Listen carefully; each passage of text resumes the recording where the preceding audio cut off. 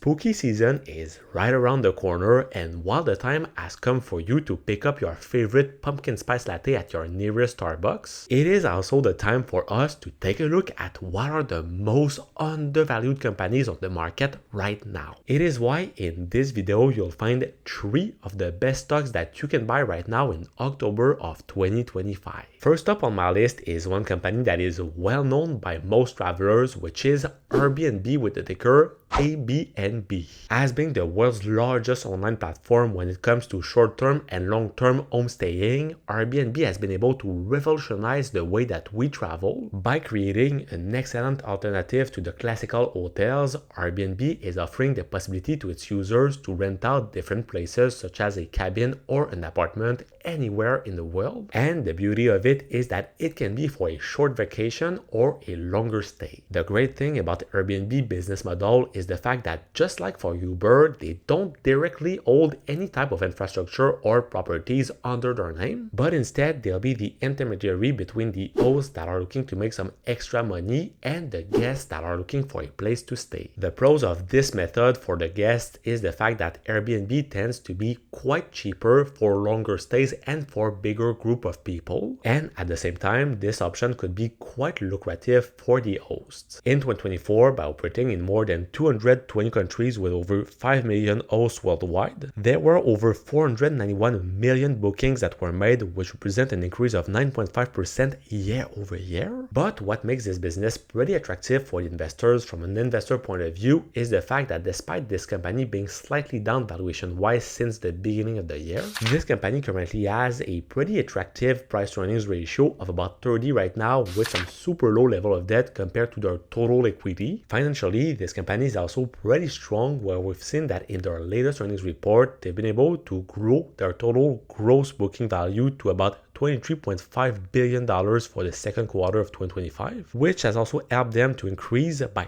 13% their quarterly revenue up to about $3 billion. And so, while the stock market keep reaching new highs every single month, this company could be quite undervalued amongst all of these big gainers. Then, the second company on my list is Jeff Bezos' company, Amazon with the ticker AMZN. Since the beginning of 2025, surprisingly, this company has been the only GAFAM that has been underperforming the market. But while this news can make you nervous, I personally see it as a great potential long-term investment. One of the main reasons why this company hasn't been able to follow the performance of companies such as Meta and Google since the past few months is the fact that they've been underperforming their total performance financially wise. In fact, due to massive investments into their capex to notably invest into the AI infrastructure, this has come impact their total profitability. Even if the company has been able to grow their total operating cash flow by about 12% year over year, we've seen that their total capex have been jumping by over 87% compared to what they used to be 1 year prior. And so this has made that their free cash flow have been plummeting by over 66% year over year. As I mentioned earlier, the main reason behind this massive increase in their capex is the fact that they've started to invest massively into their AI infrastructure, notably to develop different projects such as their Deep Fleet. Deep Fleet is a generative AI foundation model that is designed to work with robots that move throughout Amazon's fulfillment facilities. And they've also decided to invest recently into developing new AI tools to enhance the shopping experience of their consumers. So obviously, while the upfront costs are gigantic at the moment,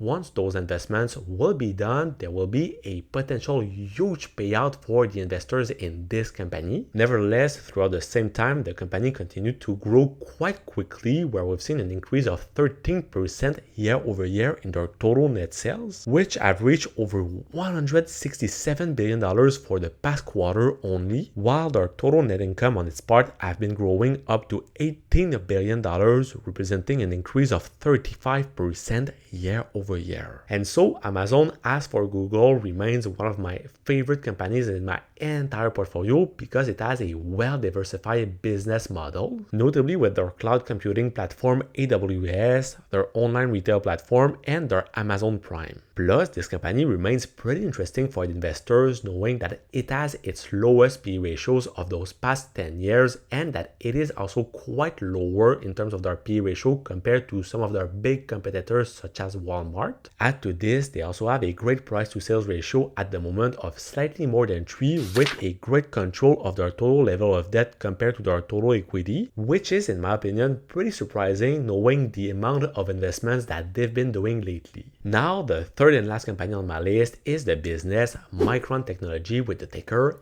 MU. As being one of the largest semiconductor producers in the entire world with a market cap exceeding $150 billion, Micron has been on a true growth streak since the beginning of the year by returning over 70% of total return. What makes the success of this company is the fact that they are producing some essential components for any type of computers. Indeed, by producing advanced memory chips that are known as DRAM and NAND flash chips, Micron is the only US-based manufacturer of its category. In fact, we only have 3 big actors into the DRAM market, where we have Micron, Samsung, and SK Hynix that represents over 90% of this total market. And on their part, Micron is the only US company on this list, which makes that they are currently doubling down on increasing their American production of chips. This summer, the company has notably announced a partnership with the US government to invest over $200 billion in Idaho, New York, and Virginia, which will be used for the expansion of their US investments in leading-edge DRAM manufacturing and research and development.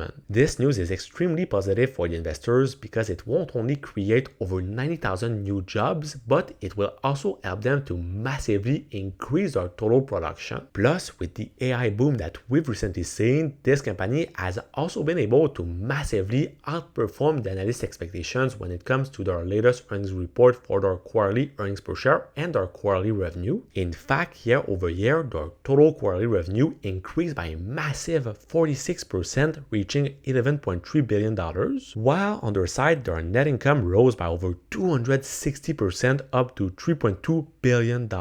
And all of this has helped them to quite significantly increase their total free cash flow despite some capex that have been doubling in value. On its side, with a P ratio of only about 20 right now, it is a business that is quite cheaper compared to other semiconductor chips producers such as Nvidia or Broadcom. Combined to that, they also have an excellent EV to EBITDA ratio of less than 10 right now, which is showing us the operating performance of this company in comparison to its capital structure. So even if the company has been growing a lot in valuation lately, we can see that since their financial results have also been following, this could be potentially a more interesting pick for you compared to another company such as Nvidia. So there you have it. Those were 3 of the most interesting companies that I currently have on my watch list for the month of October of 2025. But on your side, if you don't want to have the trouble to pick which company should be the best addition to your portfolio one by one, and if you prefer to invest directly into some of the best ETFs, well, check out the video. That's gonna be